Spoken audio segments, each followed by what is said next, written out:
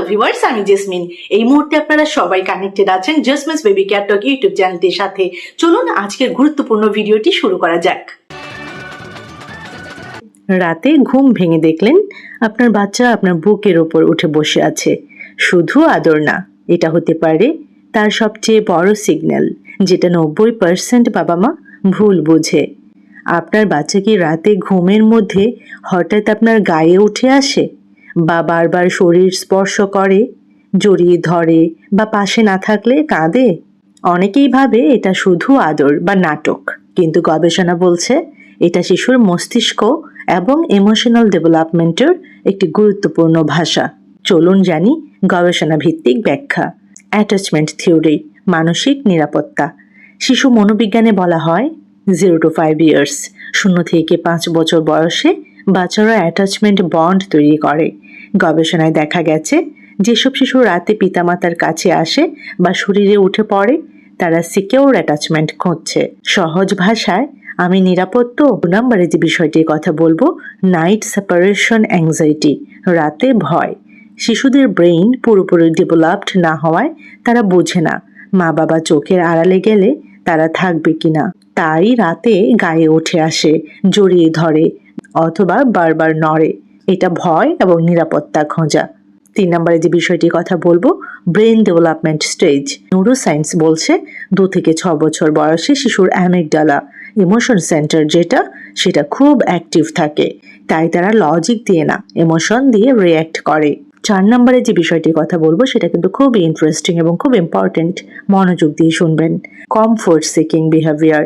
অনেক সময়ই কিন্তু কারণ হয় দিনভর স্ট্রেস, নতুন পরিবেশ, স্কুল অথবা ডে কেয়ারের চাপ, ঘুমের ভয়। রাতে তারা ইমোশনাল রিসেট করতে আসে পিতামাতার কাছে। তো এবার বলবো কখন এটা স্বাভাবিক এবং কখন চিন্তার বিষয়। মাঝে মাঝেই উঠে আসা, জড়িয়ে ধরা, পাশে ঘুমানো চাওয়া, এগুলো কিন্তু নর্মাল, স্বাভাবিক। আর চিন্তার বিষয়ে কখন? খুব বেশি কান্না থাকে সাথে, সারা রাত ঘুম না হওয়া, যখন এরকমটা হবে তখনই কিন্তু চিন্তার বিষয়। তো সলিউশন কি হতে পারে? অ্যাকশনেবল টিপস দিব আপনাদের জন্য, যেটা অবশ্যই রিসার্চ বেসড, গবেষণা ভিত্তিক। প্রথমেই বলবো, ঘুমানোর আগে 10 থেকে 15 মিনিট শান্ত সময় দিন। এরপর বাচ্চার সাথে শারীরিক স্পর্শ, হাগ রাখুন। আলাদা ঘরে দিলে ধীরে ধীরে অভ্যাস করান। এবং অবশ্যই যেটা গুরুত্বপূর্ণ, বেড টাইম রুটিন ফিক্সড রাখুন। লাস্ট বাট নট লিস্ট, রাতে ভয় পেলে ইগনোর না করে রিঅ্যাসিওর করুন আপনার বাচ্চা আপনাকে বিরক্ত করছে না, সে আপনাকে খুঁজছে। কারণটা খুব সহজ, আপনিই তার পুরো পৃথিবী। আমি অবশ্যই বলবো, আপনি যদি এমন অভিজ্ঞতা পেয়ে থাকেন কমেন্টে আমাকে লিখুন, মাই চাইল্ড ডাজ দিস। এই সেগমেন্টে খুব ইন্টারেস্টিং একটি বিষয় আপনাদের সাথে শেয়ার করব। আপনার বাচ্চা যদি হঠাৎ করে আপনার কোলে লুকিয়ে যায়, এটা কিন্তু ভয় না, এটা একটা গভীর মানসিক সিগন্যাল। হঠাৎ দেখলেন আপনার বাচ্চা দৌড়ে এসে আপনার কোলে মুখ লুকিয়ে ফেললো, চুপচাপ, কোনো কথা নেই, শুধু লুকিয়ে থাকা। এটা কি শুধু লজ্জা, নাকি তার ভেতরে কিছু চলছে? অনেক বাবা মা ভাবে এটা মিষ্টি আচরণ, কিন্তু শিশু মনোবিজ্ঞান বলছে এটা হতে পারে তার সবচেয়ে শক্তিশালী ইমোশনাল সিগন্যাল। এখন এই সেগমেন্টে আমরা জানবো কেন বাচ্চারা হঠাৎ কোলে লুকিয়ে যায়, এর পেছনে কোন মানসিক কারণ কাজ করে, আর কখন এটা স্বাভাবিক আর কখন এটা চিন্তার বিষয়। গবেষণা ভিত্তিক ব্যাখ্যা চলুন জানি। ইমোশনাল সেফটি সিকিং, নিরাপত্তা খোঁজা। চাইল্ড সাইকোলজি অনুযায়ী শিশুরা যখন ওভারওয়েলমড হয় তখন তারা সেফ জোন খোঁজে। সবচেয়ে বড় সেফ জোন হচ্ছে মা বাবার কোলে, তাই তারা দৌড়ে এসে লুকিয়ে পড়ে। 2 নম্বরের বিষয়টি খুব ইন্টারেস্টিং, ওভার স্টিমুলেশন ইফেক্ট, বেশি চাপ। গবেষণায় দেখা গেছে শিশুর ব্রেন যখন অনেক শব্দ, মানুষ বা পরিবেশের চাপ নেয়, তখন তারা নিজেকে শাটডাউন মোডে নিয়ে নেয়। ফলাফল কি হয়? চুপ হয়ে যাওয়া, কোলে লুকানো এবং চোখ বন্ধ করে থাকা। 3 নম্বরে যে বিষয়টি বলবো, ইমোশনাল রেগুলেশন, নিজেকে শান্ত করা। শিশুরা এখনো নিজের ইমোশন কন্ট্রোল করতে পারে না, তাই তারা আপনার শরীর ব্যবহার করে নিজেদের শান্ত করে।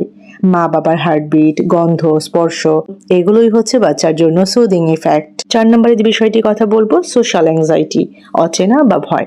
যদি নতুন মানুষ বা নতুন পরিবেশ থাকে, শিশুর ব্রেন ভাবে আমি সেফ না, তখন ইনস্টিংক্টিভলি সে আপনার কোলে লুকায়। এবার চলুন জানি কখন এটা নর্মাল এবং কখন চিন্তার বিষয়। নতুন জায়গায় লুকানো, ভয় পেলে কোলে আসা, ক্লান্ত হলে ক্লিন করা, এগুলো কিন্তু নর্মাল। আর চিন্তার বিষয় কখন? সব সময় ভয় পাওয়া, কথা না বলা, এবং আইসোলেট থাকা, অতিরিক্ত অ্যাংজাইটি আচরণ, এরকমটা যদি হয় এবং এরকমটা যদি দেখতে পান তখনই চিন্তার বিষয়। তো অ্যাকশনেবল টিপস কি হতে পারে? বাচ্চাকে ফোর্স করবেন না আলাদা হতে, ধীরে ধীরে নতুন পরিবেশে এক্সপোজ করুন, বেশি শব্দ বা বেশি চাপ এড়িয়ে চলুন, কোলে নেওয়াকে খারাপ অভ্যাস ভাববেন না। Last but not list, emotional reassurance দিন, যেমন তুমি সেফ আছো, এটা বাচ্চাকে বোঝান।